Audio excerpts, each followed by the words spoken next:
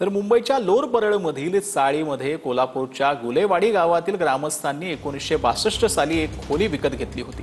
गावातील तरुणांना मुंबईत रोजगारासाठी आल्यावर चांगली व्यवस्था होईल या दृष्टीने ग्रामस्थांनी ही खोली घेतली होती। मात्र मंडळातील एकाने या खोलीवरती ताबा सांगितलेला आहे। खोलीत राहणाऱ्या तरुणांचं सामान बाहेर फेकून देत लक्ष्मण भामरू पाटीलने खोलीमध्ये बस्तान मांडलं आहे।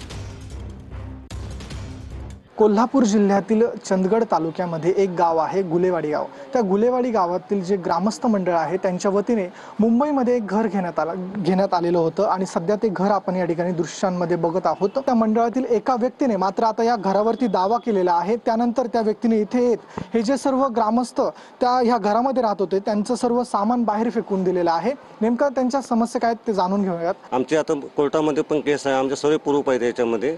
त्याने जबरदस्तीने दोन आपल्या मुलांना घेऊन आणि त्यांच्या सुनांना घेऊन इथे जबरदस्ती घुसण्याचा प्रयत्न केला आणि आमचं सामान सर्व पन्हाळीमध्ये भिजून पावसामध्ये भिजून आमचं सर्व सामान खराब झालेलं आहे।